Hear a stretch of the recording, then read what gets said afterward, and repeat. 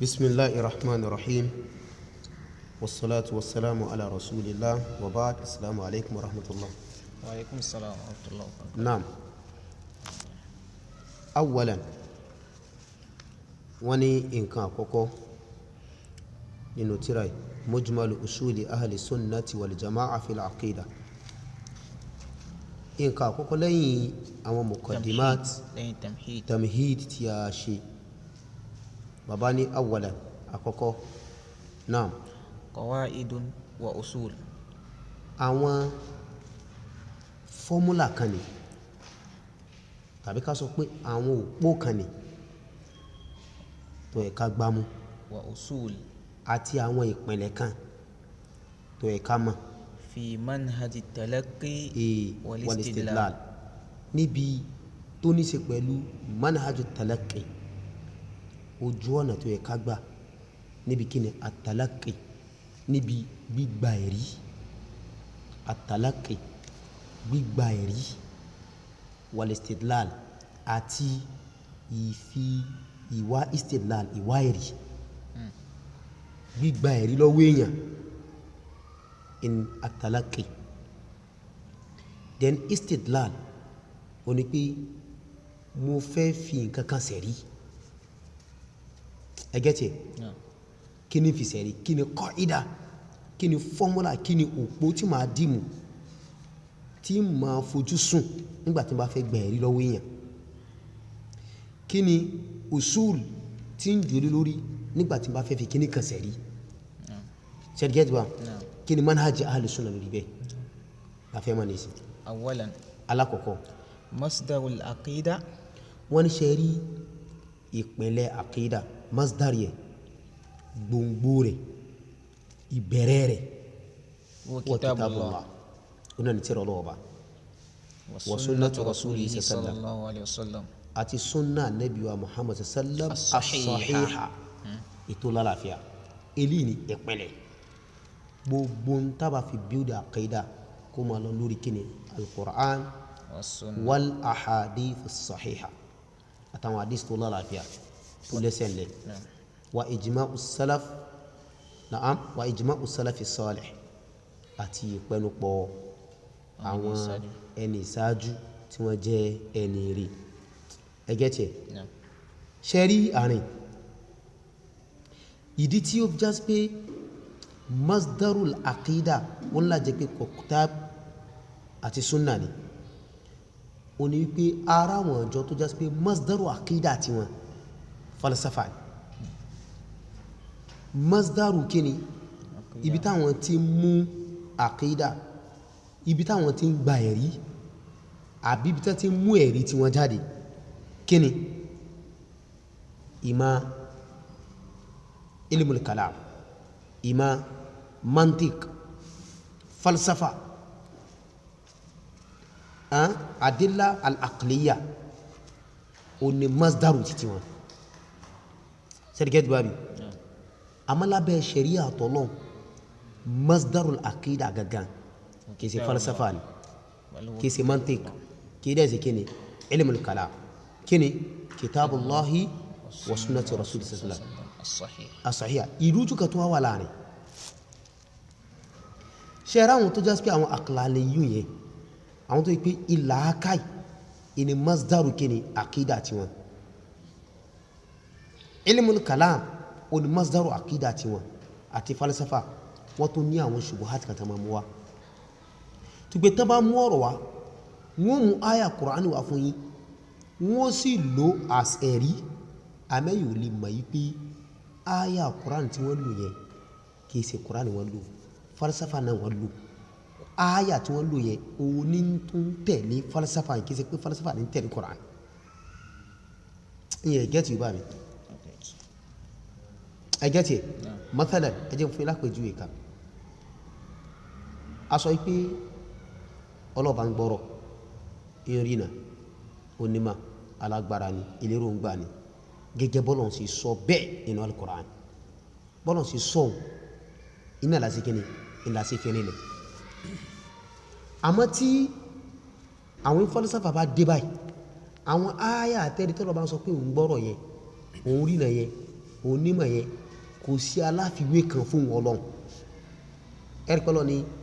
laysa kamithlihi shay'un kò sí kíní kan bí Ọlọ́run kò sí nǹkan kíta lè fi wé Ọlọ́run aya Qur'an ni àbísí aya Qur'an naam àwádẹ́ ìgbà pọ́lọ̀ bá ń ṣe kíni ìgbọ́rọ̀ onímọ̀ alágbára ni eléròǹgbà ni sọ̀rọ̀sọ̀rọ̀ ni àti bẹ́ẹ̀ bẹ́ẹ̀ lọ naam kí wá ní ó sì láàrin àwọn amú ìmọ̀ falsafa wà láti fi lé dànù wípé ọlọ́ọ̀bẹ̀ ìṣe kíni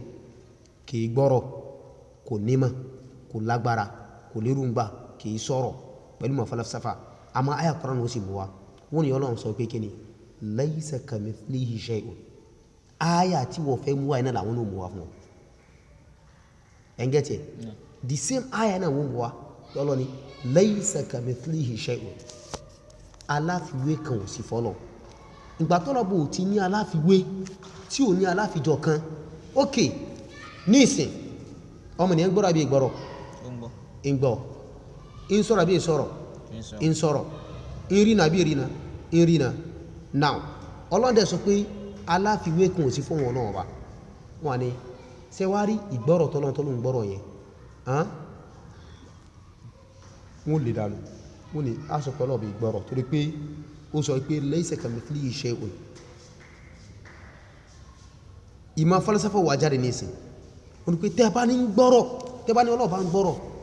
ọmọ nìyẹn náà sí kíni tọ́ ìmọ̀ falsafa tí wọ́n wà lónìí pé ìgbọ́rọ̀ tọmọ nìyẹn àti tọ́lọ́hun bákan náà ni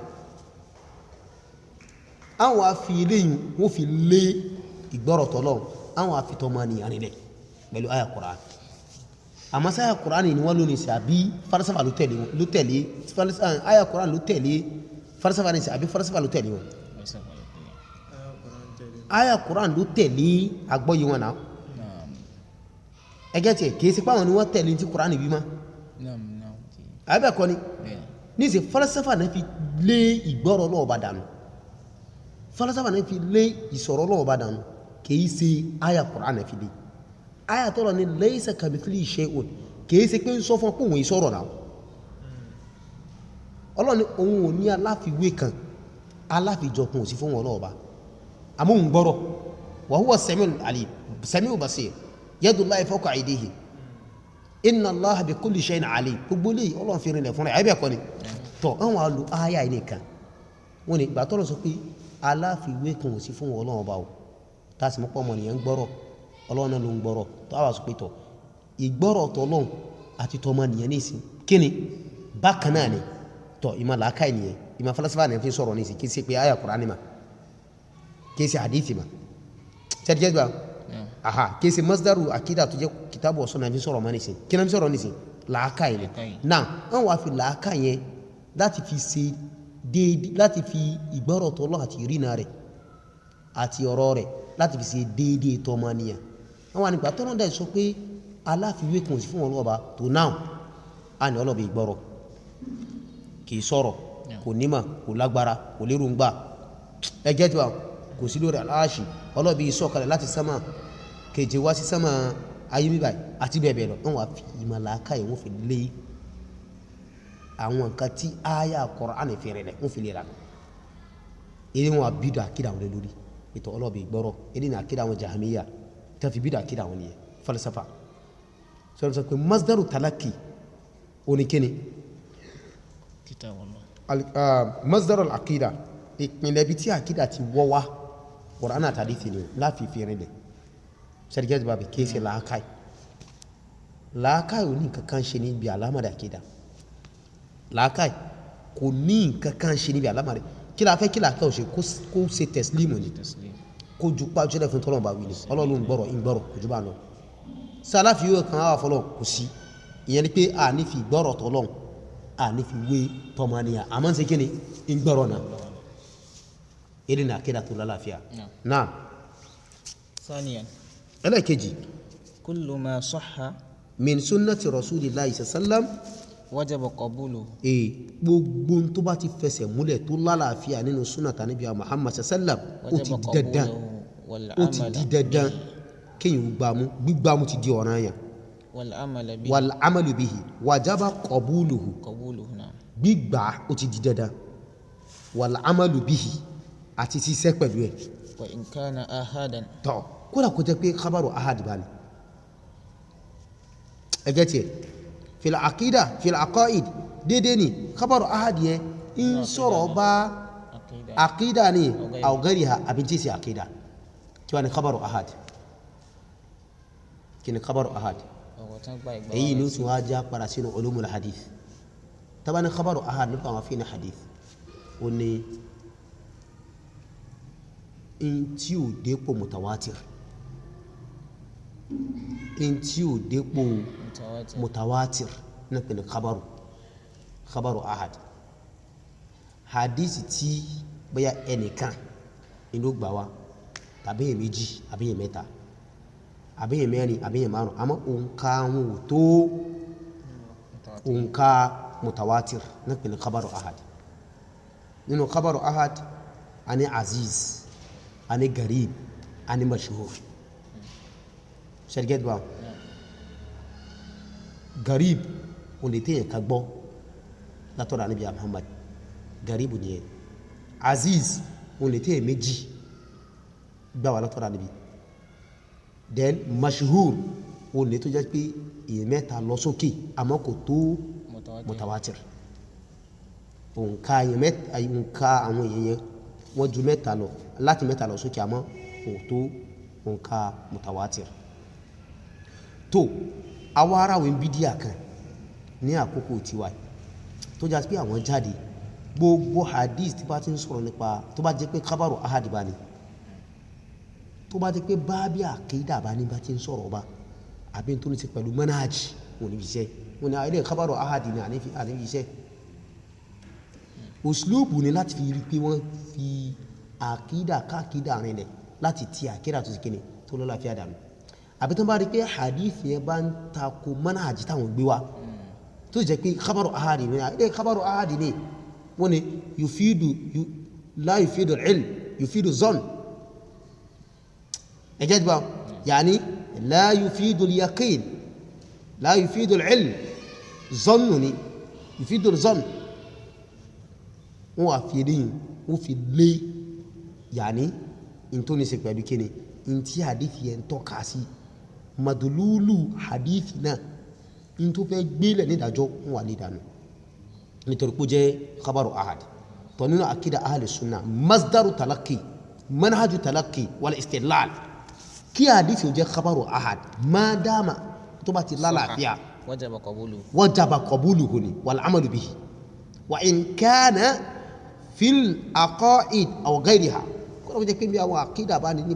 ní sọ̀rọ̀ bá àbí tí èsì àkídà bí i mu'amalat àbí tó ní sí pẹ̀lú kíni masáìlì fìkìhíyà àti bẹ́ẹ̀ bẹ́ẹ̀ lọ ẹni iyíkéyìí nǹkan tí gbọ́dẹ̀ kó ma sọ̀rọ̀ bá wajaba qabuluhu wal amalu bihi sẹ́díkẹ́ ìgbà bí naam نكتفي بهذا إن شاء صلى الله وسلم على نبينا محمد وعلى آله وصحبه أجمعين